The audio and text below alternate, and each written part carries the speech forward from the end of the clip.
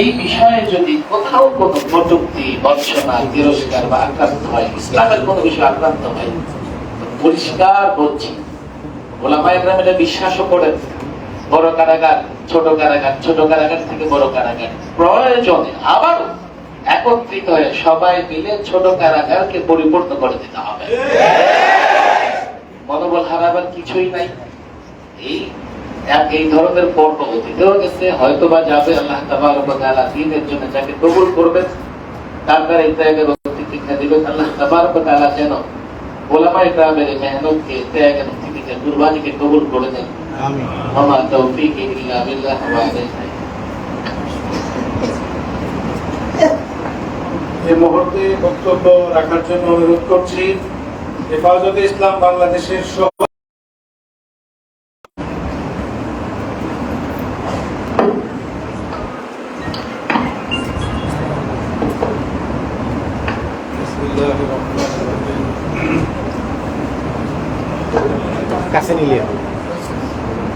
আজকের এই মহতী জলসার সম্মানিত দেশবরণ্য উলামায়ে কেরাম,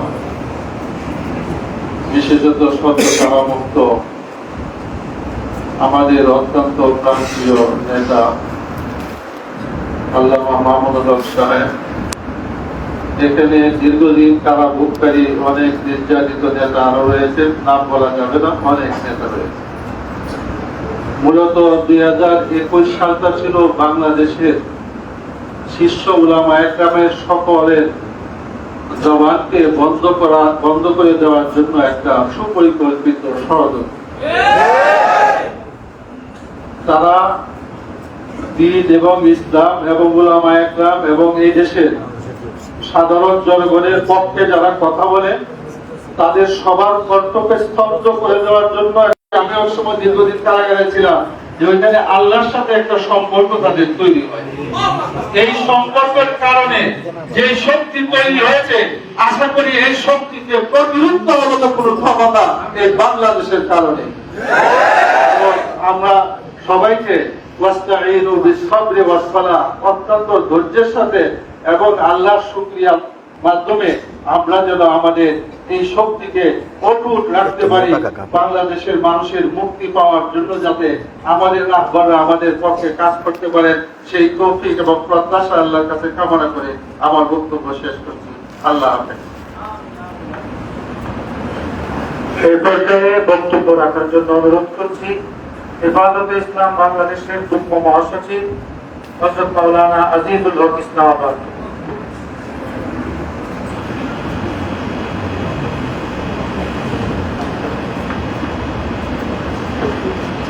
আসসালামু আলাইকুম ওয়া রাহমাতুল্লাহি ওয়া বারাকাতুহু।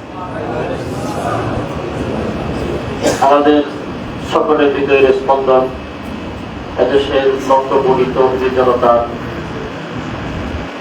লিডার হযরত মাওলানা মাহমুদুল হক সামাদ বারকাতুহুল্লাহ তারা মুক্তি উপলক্ষে আয়োজিত আজকের এই মহতী অনুষ্ঠানের সম্মানিত উলামায়ে কেরাম, যারা নির্যাতিত নেতৃবৃন্দ, সমাবেত তালেব ইলম ভাইয়েরা, আমি মনে করেছিলাম 3 বছর কারাগারে থেকে শারীরিক মানসিকভাবে হয়তো আমাদের লিডার কোন দিক দিয়ে দুর্বল হয়েছে, কিন্তু ওনার বক্তৃতা প্রমাণ করেছে উনি আজ থেকে আরো 1000 গুণ বেশি শক্তি, ইমানি শক্তি, শারীরিক শক্তি নিয়ে বের হয়েছে। আমি সবার আগে আমি বন্দী হয়েছিলাম, আমি একটা কথা স্পষ্ট করি, একটা অশুভ শক্তি এদেশের ওলামায়ে কেরামের চরিত্র হরণ করার জন্য রাষ্ট্রের বেতনভুক্ত কর্মচারী হয়ে তারা ষড়যন্ত্র করেছেন, এবং এটা আমি যেহেতু সবার আগে অ্যারেস্ট হয়েছি ডিবি অফিসে, আমার নিজের চোখে দেখেছি। এটা হলো চরিত্র হরণ করে মানুষের সামনে আলেমদের কলঙ্কিত করা। মানুষ যেন ওলামায়ে কেরামের আহ্বানে সাড়া না দেয় সেই ব্যবস্থা তারা করতে চেয়েছিলেন।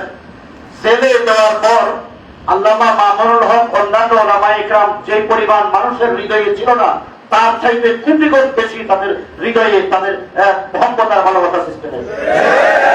সেটাই প্রমাণ। গতকালকে রাত্রে যা হয়েছে আমি মনে করি বিজ্ঞানী বিল্লাহ আল্লাহ তাআলা করে দিয়েছেন। আজকে দুপুরে যা হয়েছে তার গতকাল থেকে 1000 বেশি প্রভাব বিস্তার করেছে দেশে। সুতরাং আপনাদের ক্ষেত্রে আরজ করবো, উনি আজকে দুটা মেসেজ দিয়েছেন। একটা হলো সমস্ত ছোটখাটো ইখতিলাফ বলে আমাদেরকে ঐক্যবদ্ধ হতে হবে। দ্বিতীয় নম্বর, উনি মেসেজ দিয়েছেন খেলাফত আলা মিনহাজিন নবুওয়া প্রতিষ্ঠার জন্য। উনি ওনার জীবনকে উৎসর্গ করেছেন। যারা এখানে এসেছেন, আমি আপনাদের কাছ থেকে ওয়াদা নিতে চাই, ওনার সাথে আমরা আমাদের জীবনকে উৎসর্গ করবো।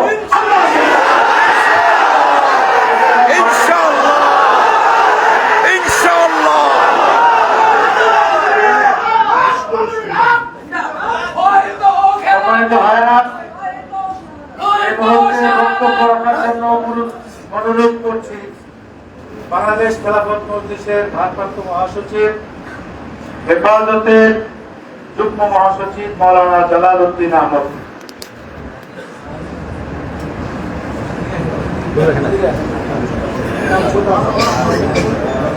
আসসালামু আলাইকুম ওয়া রাহমাতুল্লাহি ওয়া বারাকাতুহু।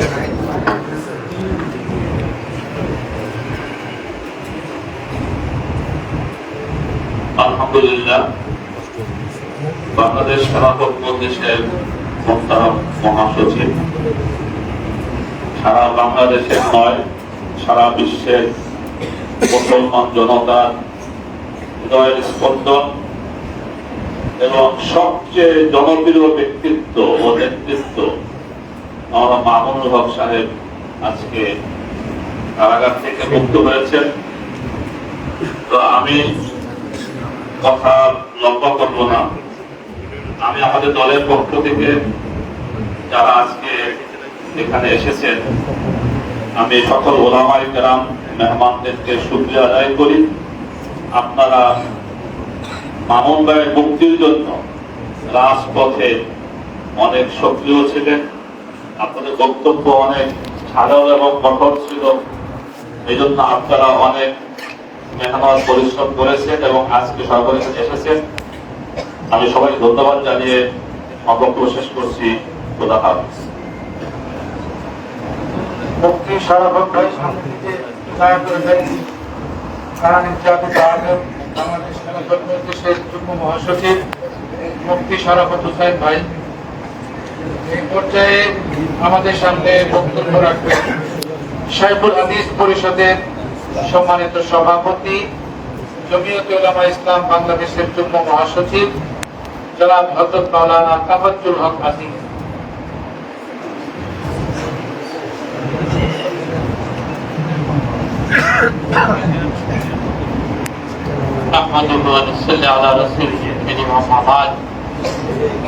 আজকে কারামুক্ত অনেকে আগে বলেছেন যে মুসলমানদের এবং ওলামায়ে কেরামের হৃদয়ের স্পন্দন। আমরা মনে করি এখানে যারা আসছেন অনেকেই কারারুদ্ধ ছিলেন। তো তারা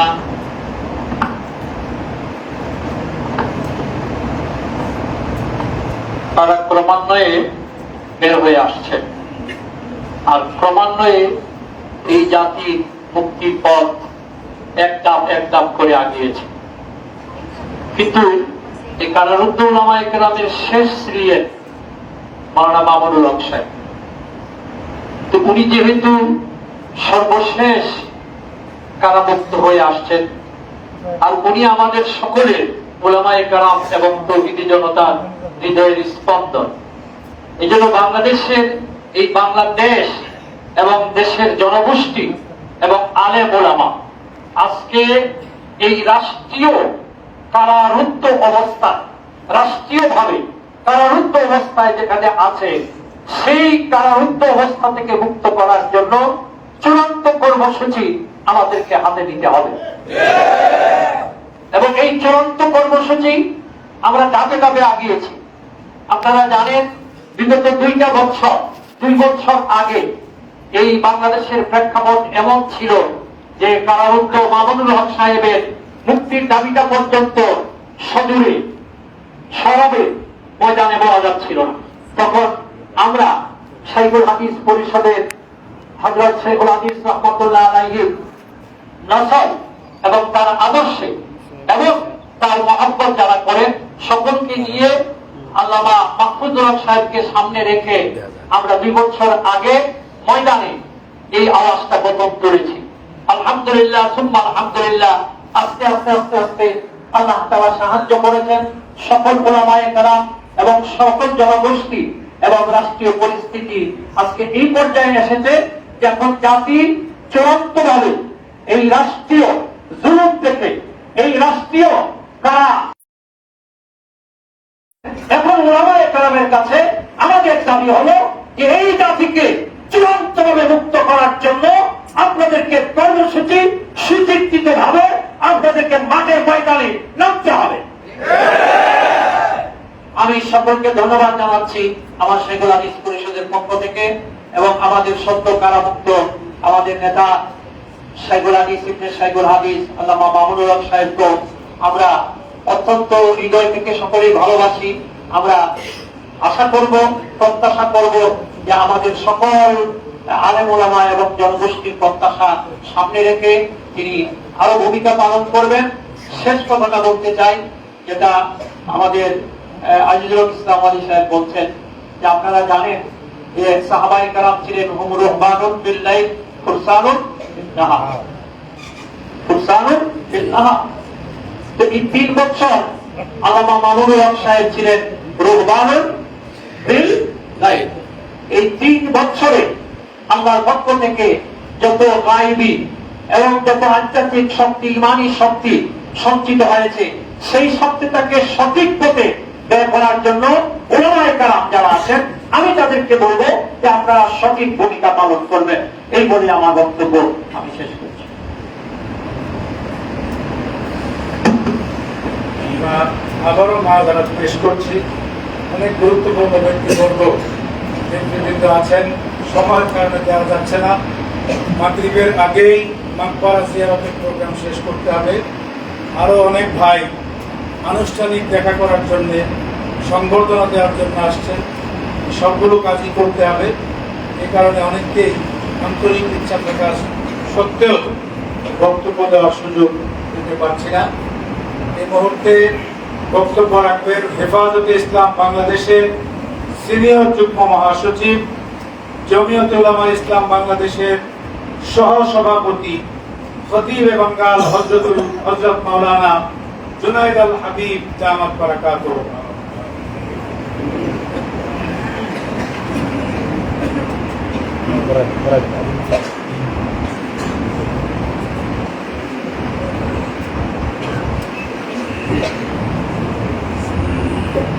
نحمده ونصلي على رسوله الكريم أما بعد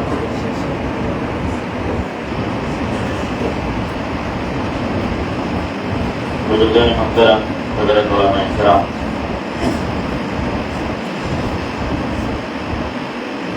দীর্ঘ 3 বছর 12 দিন পরে আমরা মাওলানা মামুনুল হক দামাত বারাকাতুহু আমাদের আমরা অত্যন্ত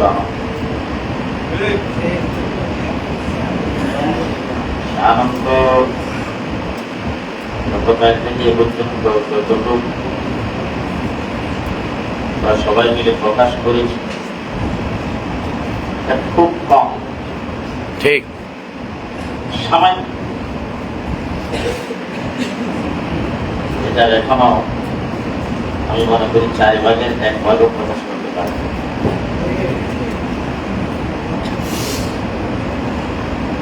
আপনারা যারা এখানে উপস্থিত হয়েছেন, যারা গ্রেফতার হন নাই, তাদের জন্য পুরো দেশটাই জেলখানা আছে। আমরা জেলের ভিতরে ছিলাম, আপনারা বাইরে ছিলেন, শুধু এইটুকু পাচ্ছেন। দেশ থেকে ইসলাম, মুসলমান, হক ও হক্কানিয়তকে দেশ থেকে সমূলে শেষ করে দেওয়ার জন্য, দেশটাকে একটি সেকুলার এবং নাস্তিক মোরতাদপন্থী দেশে পরিণত করার জন্য একটি কুচক্রী মহল দীর্ঘদিন যাবৎ চেষ্টা করে আসছেন। আমরা যারা অ্যারেস্ট হয়েছিলাম, ইমানতে আমাদের সাথে যে ব্যবহার করা হয়েছে, আমাদের সম্পর্কে এবং এদেশের আলেম ওলামা ইকরাম সম্পর্কে, এদেশের মাদারেসগুলি সম্পর্কে যেই ধরনের গৌরবপূর্ণ ভাষা আমাদের সামনে প্রয়োগ করেছে, এইগুলি আমাদের মুখ থেকে আমরা উচ্চারণ করতে পারব। এর দ্বারা বোঝার বাকি নাই যে একটি মহল চাচ্ছে এই দেশ থেকে ইসলাম বিশেষ করে দেওয়া হবে। আমার মনে হয় সেই মহলটি এই দেশ থেকে ইসলামকে যতই চেষ্টা করুক, এই দেশ থেকে ইসলামকে মোছা যাবে না, এবং এই দেশে ইসলাম থাকবে। এই থাকার নেতৃত্বের জন্যই মাওলানা মামুনুল হককে আল্লাহ পাক জেলের ভিতরে রেখে ওখান থেকে আল্লাহ পরিপূর্ণ নেতৃত্বের যোগ্য বানায় দিয়ে দিয়েছে। আমরা দীর্ঘদিন অপেক্ষায় ছিলাম, বিশেষ করে মাওলানা সাখাওয়াত হোসেন রাজি ছিলেন 16 নম্বর রুম, আমি ছিলাম 15 নম্বর রুম, 17 নম্বর রুমে ছিলেন সাখাওয়াত হোসেন রাজি, আমি ছিলাম 16 নম্বর।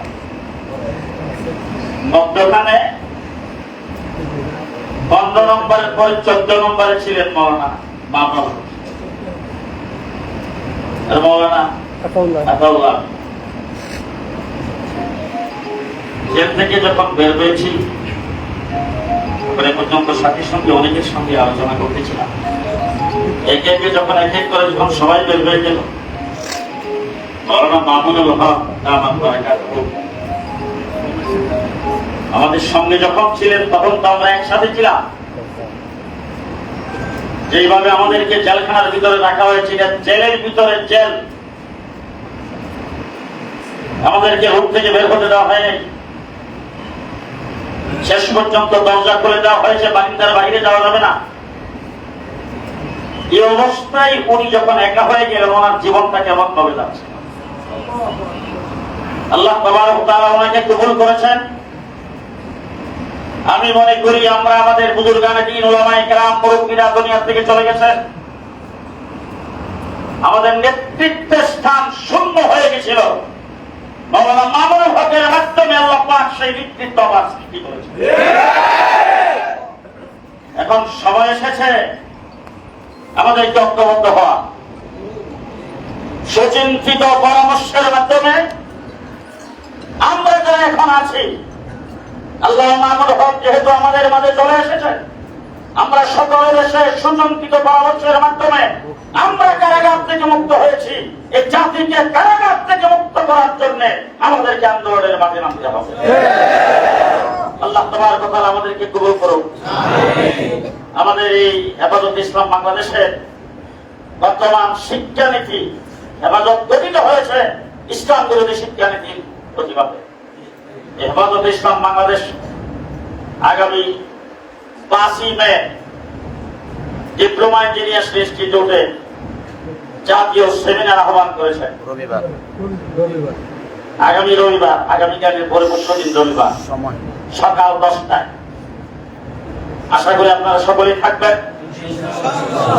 সেই সেমিনারে ইসলামী শিক্ষার ব্যাপারে আলোচনা হবে।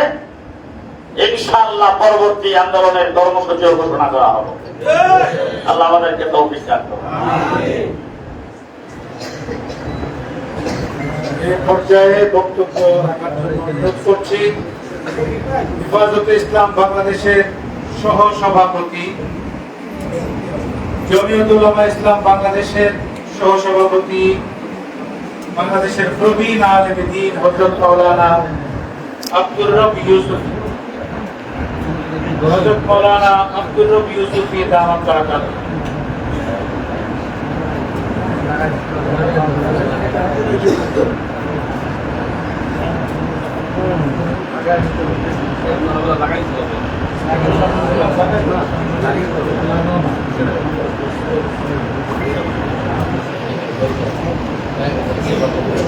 আসসালামু আলাইকুম ওয়া রাহমাতুল্লাহ।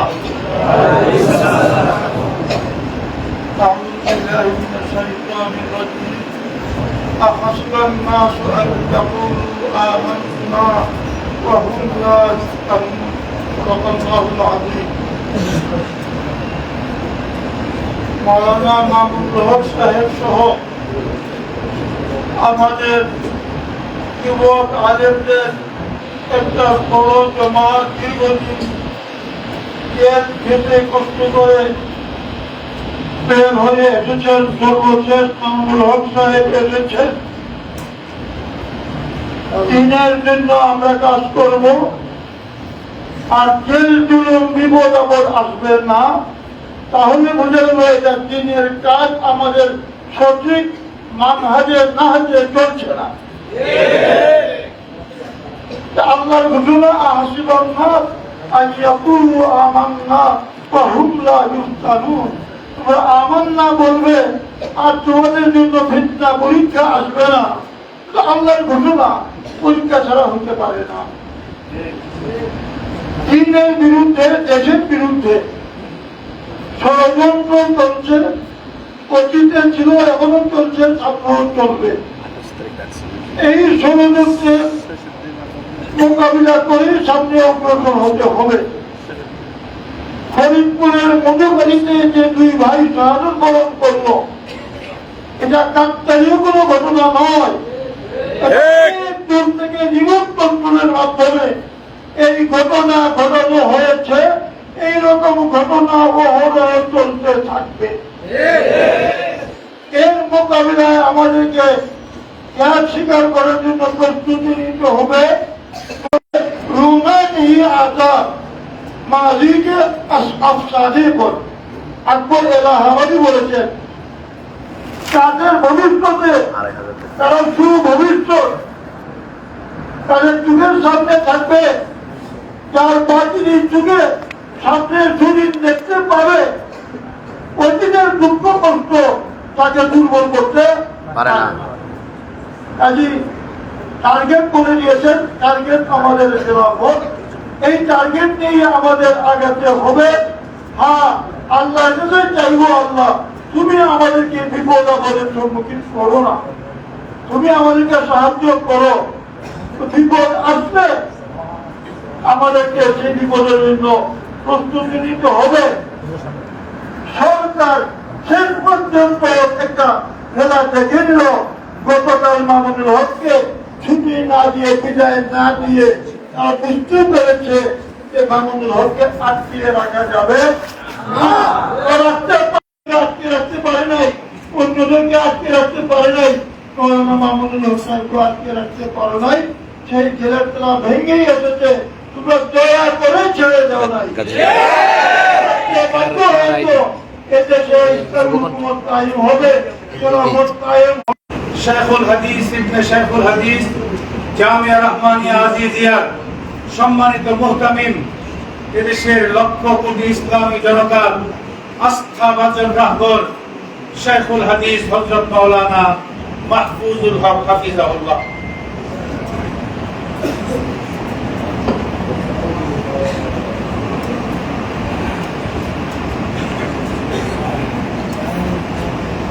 الحمد لله رب الذين خلوا من قبلكم إلى آخر الآية صدق الله العظيم. الحمد لله মাওলানা মামুনুল হক আপনাদের সকলের আন্তরিকতাপূর্ণ সহযোগিতা, সকলের হৃদয় থেকে আল্লাহর কাছে দোয়া দরখাস্ত এবং সামর্থ্যের আলোকে রাজ ময়দানে ভূমিকা পালন, সবকিছুর মধ্য দিয়ে আল্লাহ রাব্বুল আলামিন আজকে আমাদের মাঝে ফিরিয়ে দিয়েছেন। আলহামদুলিল্লাহ, উমরায় আছেন, আমি আছি, এরপরে চতুর্থ মাওলানা মামুনুল হক, এরপরে সর্বশেষ আমাদের ছোট ভাই মাসুদুল হক, ভাগিনা ভাতিজা অনেকে এখানে আছেন। আমি গোটা পরিবারের পক্ষ থেকে এক নম্বরে আল্লাহর দরবারে শুকরগুজারি আদায় করছি যে আল্লাহ রাব্বুল আলামিন আজ থেকে 3 বছর আগের সেই সময়টা যদি আমরা একটু ভাবি, না তাইলে আসলে স্থির থাকা যায় না। ঠিক মানে চতুর্মুখী না তো, মানে আরো কোনো থাকলে দিক চতুর্মুখীর থেকে আরো বেশি নানা প্রতিকূলতার মধ্যে আমরা পড়ে গিয়েছিলাম, কিন্তু আল্লাহ রাব্বুল আলামিন তার কুদরতি নুসরত দ্বারা, তার কুদরতের দ্বারা ওই সব প্রতিকূলতার মধ্যেও আল্লাহ তাআলা আমাদেরকে আল্লাহর দ্বীনের পথে আল্লাহ তাআলা ইস্তেকামতের সাথে থাকার তৌফিক দিয়েছিলেন। এবং সেই ক্ষেত্রে আমি মনে করি আপনাদের সকলের দোয়া এবং সহযোগিতা। আজকে অনেকেই জেলে বন্দী ছিলেন, 1 বছর, 2 বছর, 2.5 বছর, 3 বছর। আল্লাহ তাআলা একে একে সবাইকে আমাদের মাঝে ফিরিয়ে দিয়েছেন। আমি সকলেরই এর মধ্যে কম বেশি সহযোগিতা আছে। পরিবারের পক্ষ থেকে আপনাদের সকলের আন্তরিক শুকরিয়া জ্ঞাপন করছি এবং আপনাদেরকে মোবারকবাদ জানাচ্ছি। এবং আজকে এখানে সকলেই যে এক কথায় আমরা ব্যক্ত করেছি যে আমাদেরকে ঐক্যবদ্ধ হয়ে আগামী দিনে সুচিন্তিত সুপরিকল্পিত কর্মসূচির মধ্য দিয়ে আমাদের মাকসাদ মানে আমাদেরকে এগিয়ে যেতে হবে। তবে এই ক্ষেত্রে আমি সকলকে, যারা আলহামদুলিল্লাহ যারা এই ময়দানে বেশি কোরবানি করেছেন, তারা প্রায় সবাই এখানে উপস্থিত আছেন, যে আমাদের এই কোরবানি আমরা তো মনে করি আল্লাহ দ্বীনের পথে ইস্তেকামতের সাথে থাকা, দ্বীনের পক্ষে বলিষ্ঠ ভূমিকা পালন করা, এর জন্যই আমাদেরকে এই পরিণতির মুখোমুখি আমাদেরকে হতে হয়েছে। আমাদের এই কাজটা যেন আমাদের পরবর্তী কার্যক্রমের মাধ্যমে আমাদের আগের এই কোরবানিটা এটা যেন নষ্ট না হয়ে যায়, আল্লাহর কাছে যেন এটা কবুল হয় এবং দ্বীনের জন্য এই কোরবানির বদৌলতে আল্লাহ তাআলা আগামী দিনে যেন দ্বীনের বিজয়ের পথে আমাদেরকে আরো সুদৃঢ়ভাবে এগিয়ে যাওয়ার আল্লাহ তাআলা তৌফিক দান করেন। সেজন্য আমাদের সবাইকে আল্লাহর কাছে দোয়াও করতে হবে।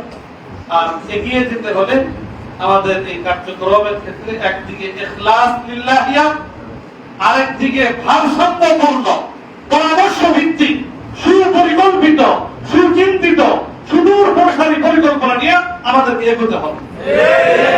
আমরা তাৎক্ষণিক একটা কোনো কিছু দ্বারা প্রভাবিত হয়ে আমরা যদি শুধু পথ চলি আমরা, তাহলে দেখা যাবে আমরা মঞ্জিলে মসজিদ পানে আমরা বেশি দূর এগোতে পারবো না। এই জন্য আমাদেরকে খুব অত্যন্ত বিচক্ষণতার সাথে ভারসাম্যপূর্ণ ভাবে পরিস্থিতি, আমরা অবশ্যই আমাদের পূর্বসূরীদের কথা আমরা স্মরণ করি। পূর্বসূরীরা ছিলেন আমাদের থেকে অনেক বেশি রূহানি শক্তি সম্পন্ন, অনেক বেশি মুখলেস, কিন্তু আজকে আমাদের সেই দিক থেকে দুর্বলতা, অথচ পরিস্থিতি তাদের চাইতে আমাদের উপরে আরো বেশি কঠিন। এই দুইটা জিনিস যদি আমরা আমাদের সামনে রাখতে পারি, তাহলে আমাদের কর্মপন্থা কি হবে, আমাদের মধ্যে কতটা সুদৃঢ় ঐক্য আমাদেরকে গড়ে তোলা দরকার, এই বিষয়টা আমাদের মধ্যে বিবেচনা করা আমাদের জন্য সহজ হবে। আমি এখানে উপস্থিত আমরা যারা আছি কর্মী, আর যারা আমাদের সামনে এই নেতৃবৃন্দ আছেন, এখন আর শাইখুল হাদিস আল্লামা আজিজুল হক, মুফতি বজলুল্লাহ আমিনী, হযরত মাওলানা নূর হোসেন কাসিমি, এই সকল মুরব্বীরা আর আমাদের মাঝে আসবেন না। সারা দেশে তো ঘুরতে হচ্ছে, মনে হচ্ছে যেমন এখন এই যারা আছেন ইনারাই অতএব দ্বীনের প্রয়োজনীয় ব্যবস্থা ইনাদের উপরই বর্তায়। অতএব ইনাদের এক একটা পদক্ষেপ, এক একটা কর্মকাণ্ড, এক একটা বক্তব্য, এক একটা কর্মসূচি, এটার উপরে দ্বীনের সফলতা আর দ্বীনের সফলতার পর যুক্ত হওয়া সবটাই নির্ভর করে এর উপরে। এই জন্য আমরা আগামী দিনে আরো অনেক বেশি ভারসাম্যপূর্ণ, মুতাদিল, ইফরাত তাফরীতের মাঝামাঝি এবং পরামর্শ ভিত্তিক ঐক্যবদ্ধ সুদূর প্রসারী আমরা কার্যক্রমে দিকে মনোযোগী হব। আল্লাহ রাব্বুল আলামিন সকলকে তৌফিক দান করুন। আমি সকলকে আবারও যে মুক্তির জন্য আপনারা আপনাদের সামর্থ্যের আলোকে দোয়া করেছেন, সহযোগিতা করেছেন, সংগ্রামে মাঠে ময়দানে ভূমিকা পালন করেছেন, আজকে আবার আপনারা শুভেচ্ছা এবং 14 মাস হযরতুল আল্লাহ মামুনুল হক সাহেবের সাথে একই রুমে ছিলেন। যে কারণে রাত্রি দিন 24 ঘন্টা তাকে দেখার সুযোগ আমাকে আমার হয়েছে। আমি আপনাদের সামনে বিস্তারিত বলবো না। জেলখানায় বসে বসে আগামী দিনের ইসলাম বাংলাদেশে কিভাবে টিকিয়ে রাখতে হবে, ইসলামকে এদেশে কিভাবে প্রতিষ্ঠা করতে হবে, তার জন্য অনেক প্ল্যান পরিকল্পনা আল্লামা মামুনুল হক জেলখানায় বসে পড়েছে। আমি বিভিন্ন সময় বলেছি, আগুনে পুরালে সোনা খাঁটি হয়। মাওলানা মামুনুল হক সাহেব জেলখানায় যে রিয়াজত মুজাহাদা করেছেন, তিনি আগুনে পুড়িয়ে একজন খাঁটি সোনার মানুষ হয়ে এদেশে নেতৃত্ব দেওয়ার জন্য যোগ্য নেতা হিসেবে তিনি বাংলাদেশে এসেছেন। আমাদের দায়িত্ব হলো তার হাতকে শক্তিশালী করা, তার হাতকে শক্তিশালী করা হলো আমাদের দায়িত্ব। আমরা যদি মজবুত ভাবে সুদৃঢ় ভাবে থাকতে পারি, আমি বিশ্বাস করি ক্ষমতার পালাবদলে আমরা বিশ্বাস করি না। আমাদের একটাই টার্গেট, বাংলার জমিনে খেলাফত আলা মিনহাজিন নবুওয়া প্রতিষ্ঠা করা। এই মুহূর্তে সেই সংবর্ধিত ব্যক্তি, কাঙ্ক্ষিত ব্যক্তি, আজকে মুক্তিপ্রাপ্ত আগামী দিনের রাহবর হযরতুল আল্লাম শাইখুল হাদিস ইবনে শাইখুল হাদিস হযরত মাওলানা মামুনুল হক হাফিজাহুল্লাহকে বক্তব্য দেওয়ার অনুরোধ করছি। أحمد الله تعالى ونصلي على رسوله الكريم أما بعد أعوذ بالله من الشيطان الرجيم بسم الله الرحمن الرحيم قال يا أبت هذا تأويل رؤياي من قبل قد جعلها ربي حقا وقد أحسن بي إذ أخرجني من السجن صدق الله العظيم কথা আসলে আমি এই মুহূর্তে যত কম বলবো আমার মুরব্বী এবং যারা আমার এই দীর্ঘ 3 বছরের যারা যন্ত্রণা, যারা ক্ষোভ, এই দুঃখ দুর্দশার যাতাকল থেকে মুক্ত করার জন্য অহর্নিশ ছুটেছেন, তারা তাদের সাধ্যের সবটুকু ব্যয় করে যে আজকে স্বাধীন হওয়ার কথা। মাহমুদ সাহেবের মতো মানুষ একজনের বাড়িতে গিয়ে ঘন্টার পর ঘন্টা দাঁড়ায় থাকছে, দেখা করার সুযোগ পায় না। এই কথাগুলো যখন শুনতাম হৃদয়টা দৌড়ে মুছতে দিত। গোটা আলেম সমাজকে কতটা মানে হেয় প্রতিপন্ন যে করা হয়েছে, বা আল্লাহ রাব্বুল আলামিনের কাছে আমি এর বিচার করি, আর কারো কাছে না।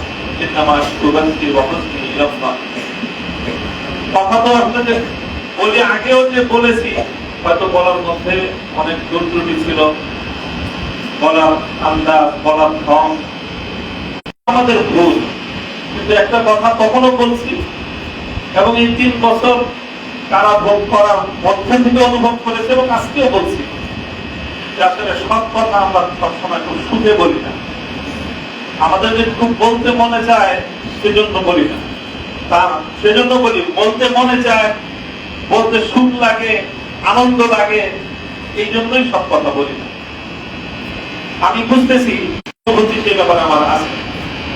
তবে একটা কথা কি, অনেক সময় মনে হয় এরকম, যখন ইসলাম, আল্লাহ, আল্লাহ রসুল এবং আলেম ওলামাদের সঙ্গে তাচ্ছিল্যপূর্ণ আচরণগুলো যখন দেখি, তখন নিজের পরিণামের কথা আর ভাবতে ভালো লাগে না।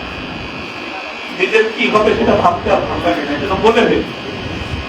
জানি না আগামীতে আমি কতদিন এভাবে নীরব থাকতে পারবো, আমি জানি না। আমি বলতে পারি না যদি এভাবেই আমাদের আলেম ওলামাদের সাথে আচরণ করা হয়। আমাকে কোরবানি করে দেন বা কোরবানি করেছেন, কি করবেন, কি করবেন, কতটুকু করবেন আমি জানি না।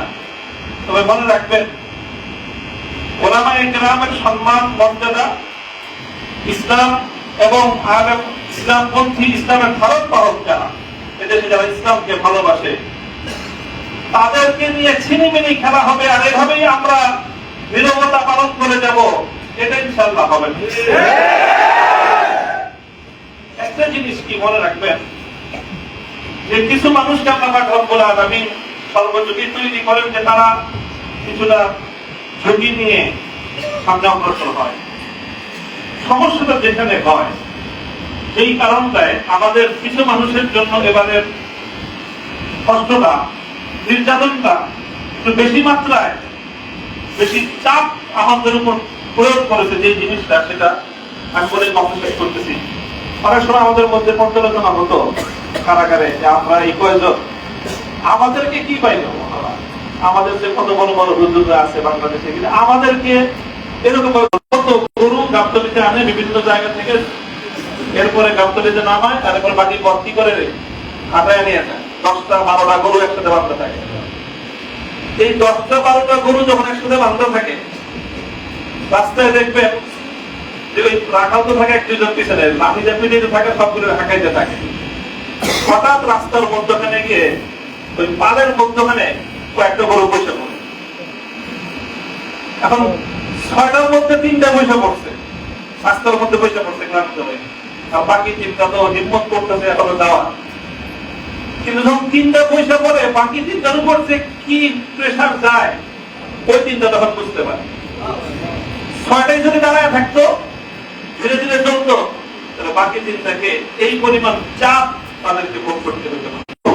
নিরাপত্তার কথা আমি চিন্তা করি না তা না, আমিও যদি আগে থেকে বুঝতে পারতাম যে আমাকে এরকম ভাবে তারা চাপে ফেলবে, হয়তো আমি আরো আগে আরো ভয় পেতাম। আমি যে ভয় পাই নাই তা না, আমি যে 3 বছরের এই কষ্টে যে আমি একদম খুব সাহসের সাথে মোকাবেলা করেছি সেই কথা আমি বলবো না, সে কথা বলার অবকাশ নেই। তবে একটা কথা এটা মনে রাখবেন যে এই বাড়তি প্রেশারের কারণ হলো আমাদের মধ্যকার ওই যে 3 জন বসে পড়ছে রাস্তায়, এই জন্য বাকি যে 3 জন দাঁড়ায় আছে ওই 3 জনের উপর তাদের 3 জনের খড়গ পড়ছে। সেই 3 জন বসে পড়ছে, ওই 3 জনের খড়গ পড়ছে, বাকি সবগুলোর খড়গ পড়ছে। যে ওরা সব বসে পড়ছে, তুই দাঁড়াইছিস কেন? এটা হলো সমস্যা।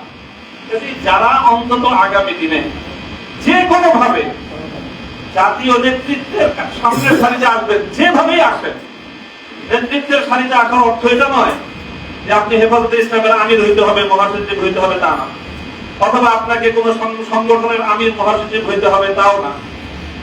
যারা যেভাবে নেতৃত্বের সামনের আসনে চলে আসবেন, বিভিন্ন বিভাগীয় পর্যায়ে, জাতীয় পর্যায়ে, আপনাদেরকে এই কথাটা মনে রাখতে হবে যে আপনার দুর্বলতা শুধু আপনাকে নিরাপদ করে তা নয়, বরং আপনার দুর্বলতা আরো 3 জনের জন্য বাড়তি ঝুঁকি তৈরি করে। কথাগুলো আমি বলতেছি এখানে, সবাই গভীরভাবে অনুভব করবো ইনশাআল্লাহ। আল্লাহ পাক রব্বুল আলামিন আমাদেরকে হিম্মত দান করেন, তৌফিক দান করেন। এবং কথাটা আসলে ওইটাই চূড়ান্ত। 3 বছর চলে গেছে কারাগারে, কারাগার থেকে মুক্ত হওয়ার পরে আপনাদের এই ভালোবাসা, এই যে উচ্ছ্বাস মানুষের, এটাতে আমি খুব বেশি আপ্লুত তা না। তবে আমার কাছে মনে হয়েছে বারবার যে দুনিয়ার এই 3 বছরের কারামুক্তির পর এই উচ্ছ্বাসটা কতটা আনন্দের। তো সত্যিকার আনন্দ তখন হবে যখন কবর, আসর, ফুলসিরাত পার হয়ে জান্নাতে গিয়ে প্রকৃত মুক্তির স্বাদ যেদিন আস্বাদন করতে পারবো, সেদিনই হবে আসলে প্রকৃত মুক্তি। যদি আমি সেই মুক্তির কোন পথ ব্যবস্থা না হলো, আপনাদের এই অভিনন্দন, আপনাদের এই সংবর্ধনা, আপনাদের এই উচ্ছ্বাস 2 বছর কোন মূল্য রাখে না। সকলেই যেন আমরা সেই চূড়ান্ত মুক্তির পথে সামনের দিকে অগ্রসর হতে পারি, এবং যারা সত্যের পথে চলে তাদের হাতকে শক্তিশালী করার জন্য, তাদেরকে সাহায্য করার জন্য, তাদের উপর ঝুঁকি তৈরি হলে সেই সময় নিজে যেন বাড়তি ঝুঁকির কারণ না হয়, বরং সেই সময়ে তাদের সহযোগিতা করার জন্য পাশে দাঁড়ানো উচিত। তাহলে পরিস্থিতিটা অনেকটাই সহজ হয়, অনেকটা সহজ হয়। আপনি 10 জন দাঁড়ায় আছেন, লাঠি নিয়ে আসলে পিটানোর জন্য 6 জন দৌড় দিছে, এবার বাকি 4 জনের উপর যে কি অবস্থা যায় এটা বুঝতে পারেন? যে লোক লাঠি নিয়ে আসছে, যখন আপনি লাঠি থেকে 3 জন দৌড়তেছে, 6 জন দৌড়তেছে, তখন তার মধ্যে শক্তি সাহস অনেক বেড়ে যায়। তখন আপনি বাকি যে 4 জন দাঁড়ায় আছে ওদের অবস্থা তো যায় কিয়ামত ওদের উপর দিয়ে। আপনারা যে বাকি 6 জন দৌড়তেছেন, আপনারা তো শুধু নিজের নিরাপত্তার কথা চিন্তা করলেন, যারে মাঠে একা ফেলে গেলেন তার পরিস্থিতিটা কি হবে সেটাকে একবার ভেবেছেন? যারা নেতৃত্বের আসনে আছেন, ধারে কাছে আছেন, সবাই আগে এই কথাটা চিন্তা করে যদি মনে করেন যে হ্যাঁ আপনার মধ্যে আপনি সেই দুর্বলতাই খুঁজে পান, 6 জন সাথীকে ময়দানে একা ফেলে বাকি 6 জন আপনারা পালায়ে যাবেন, তাহলে দোহাই লাগে আগেই আপনি নেতৃত্বের আসন থেকে দূরে সরে যান।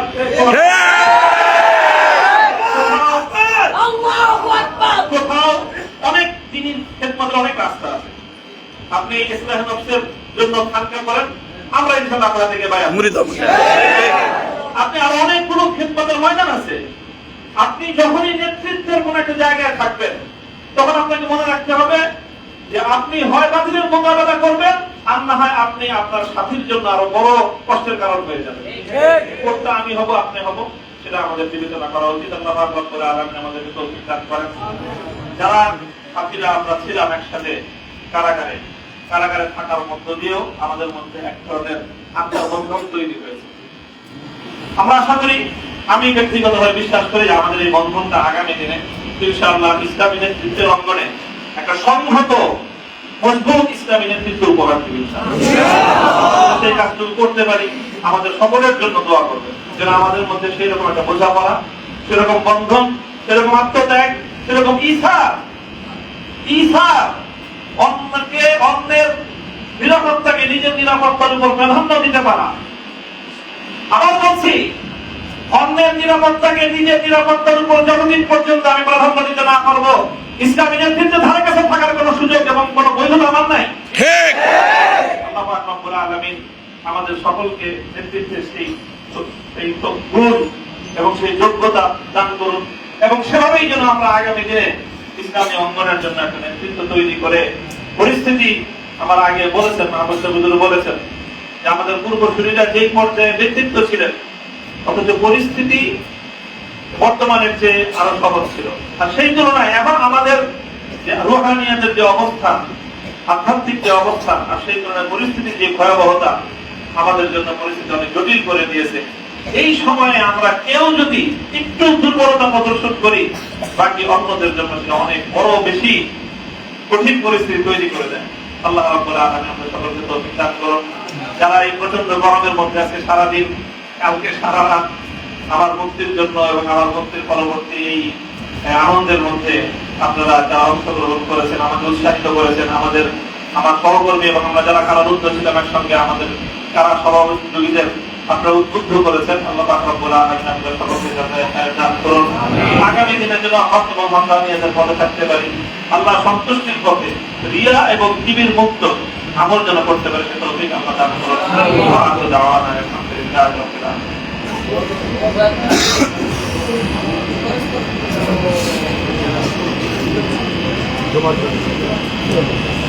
اللهم صل على محمد وعلى آل محمد كما صليت على إبراهيم وعلى آل إبراهيم إنك حميد مجيد. اللهم صل على محمد وعلى آل ربنا آتنا في الدنيا حسنة وفي الآخرة وقنا عذاب النار. ربنا ظلمنا أنفسنا وإن لم تغفر لنا وترحمنا لنكونن من الخاسرين. لا إله إلا العالمين رب العالمين. জাতি সম্পর্কে বিস্তারিত ফয়সালা করেন। আল্লাহ জাতির উলামায়ে কেরামকে সহিভাবে সহি মানহাজের উপর জাতিকে নেতৃত্ব দেওয়ার তৌফিক দান করুন। আল্লাহ এই জমিনকে আপনি ইসলামের জন্য কবুল করেন। সহযোগিতার জান আল্লাহ এখান থেকে করতে দেবেন। আল্লাহ আপনার দোয়া আপনি কবুল করুন। হাদিস আল্লাহ আজিজ ও মাকরুম আল্লাহ আমার কথা আছেন। Ya Allah, ekan jannatul firdaus ala. Ya Allah, আমাদের এলাকার এবং আস্তাফা, ya Allah, তাদের সকলকে আপনি জান্নাতুল ফিরদাউস নসিব করুন। উত্তম বিনিময় নসিব করুন। তাদের বাঁচানো পথে, তাদের শেখানো পথে, তাদের রেখে যাওয়া আমানত নিয়ে আমাদের নিকট তৌফিক দান করুন। ya Allah, আমাদের সন্তানদেরকে, ya Allah, আমাদের পরবর্তী প্রজন্মকে আল্লাহ আপনি ইসলামের জন্য মুখলিস হিসেবে, ya Allah, ইসলামের জন্য ত্যাগ এবং কোরবানিকারী হিসেবে الله تعالى على خير خلقه محمد وعلى آله وأصحابه أجمعين سبحان ربك رب العزة عما يصفون وسلام على المرسلين والحمد لله رب العالمين মাতৃদের সময় প্রায় হয়ে গেছে উপস্থিতদের যাদের প্রয়োজন সৌজন্য করে